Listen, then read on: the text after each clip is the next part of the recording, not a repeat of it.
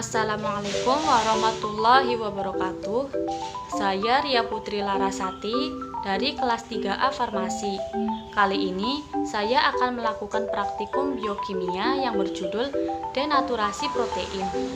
Adapun tujuan dari praktikum ini yaitu untuk mengetahui adanya proses denaturasi protein yang terjadi pada susu dan putih telur. Sebelumnya, apa sih pengertian protein itu? Protein merupakan suatu senyawa polimer organik yang berasal dari monomer asam amino yang mempunyai ikatan peptida. Protein ini merupakan polipeptida hasil kondensasi dari dua molekul asam alfa amino yang mengandung gugus amino dan karboksil. Ada 4 jenis struktur protein. Yang pertama yaitu struktur primer, struktur sekunder, struktur tersier, dan kuartener. Selanjutnya adalah pengertian dari proses denaturasi. Denaturasi dapat diartikan sebagai perubahan atau modifikasi pada struktur sekunder, tersier, maupun kuartener protein tanpa menyebabkan terjadinya pemecahan ikatan kovalen. Denaturasi ini dapat mengubah sifat protein alam, namun tidak seidentik menurut jenis proteinnya.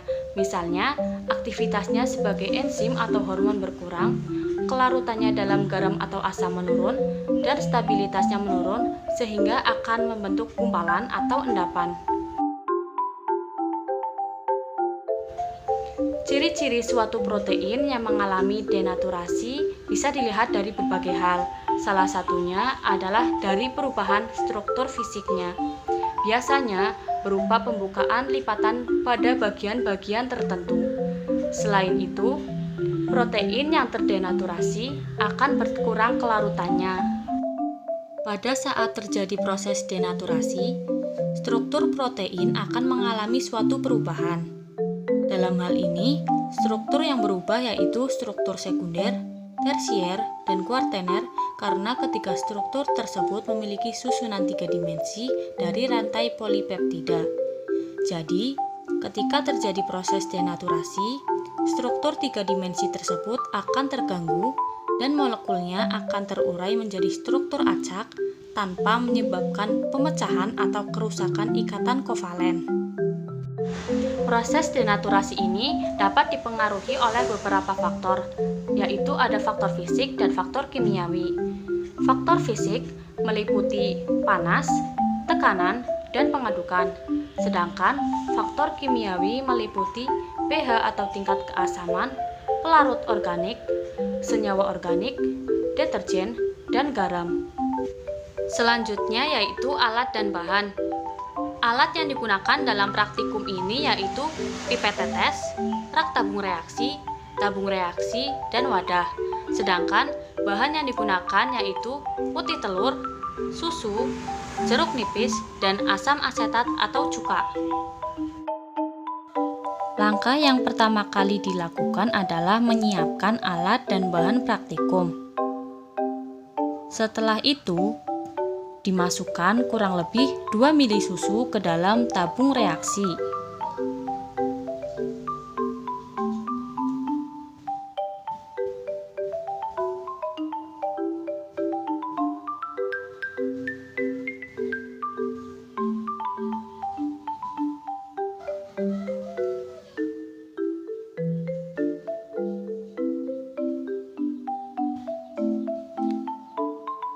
Lalu, masukkan juga kurang lebih 2 ml putih telur ke dalam tabung reaksi yang satunya.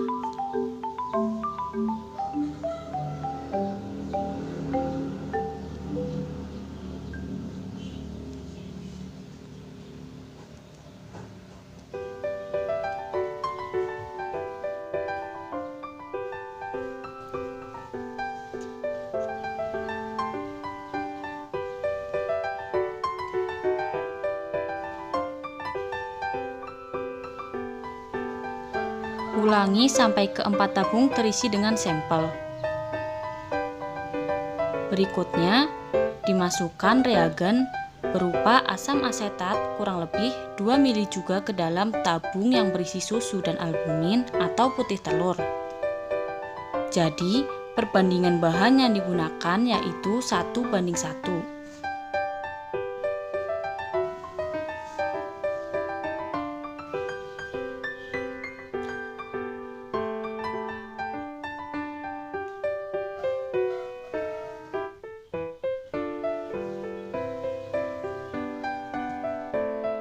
Setelah ditambah reagen, jangan lupa tabung reaksi juga digoyang-goyangkan.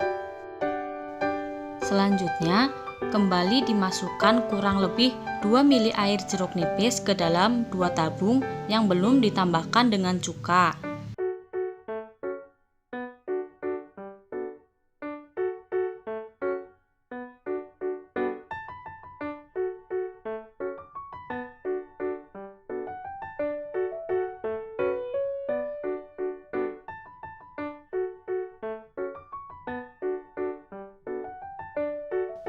Setelah selesai, jangan lupa goyang-goyangkan tabung reaksi dan amati perubahan yang terjadi. Hasil uji denaturasi menunjukkan bahwa sampel yang telah ditambahi dengan asam cuka dan juga air perasan jeruk nipis akan menghasilkan suatu gumpalan yang berwarna putih dan juga menghasilkan larutan yang berwarna keruh. Sampel putih telur dan susu yang telah dicampurkan dengan asam asetat dan jeruk nipis terbentuk suatu gumpalan atau endapan yang menandakan adanya proses denaturasi. Seperti yang telah kita ketahui bahwa protein dapat membentuk struktur Switzer ion. Protein juga memiliki titik isoelektrik di mana jumlah muatan positif dan muatan negatif pada protein adalah sama. Pada saat itulah, protein dapat terdenaturasi yang ditandai dengan membentuk gumpalan dan larutannya menjadi keruh. Pada proses ini, penambahan asam dapat memutuskan jembatan garam pada struktur tersier protein. Hal ini dikarenakan asam akan terdisosiasi menjadi produk bermuatan ionik. Mekanisme denaturasi berlangsung ketika terjadi reaksi substitusi antara ion negatif dan ion positif.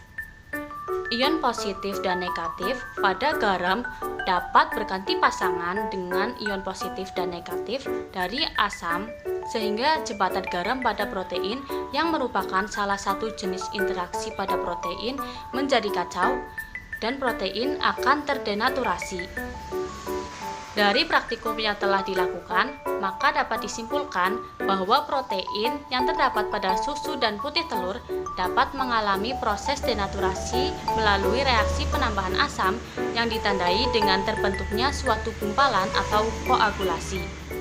Sekian video dari saya, lebih dan kurangnya saya mohon maaf. Terima kasih. Wassalamualaikum warahmatullahi wabarakatuh.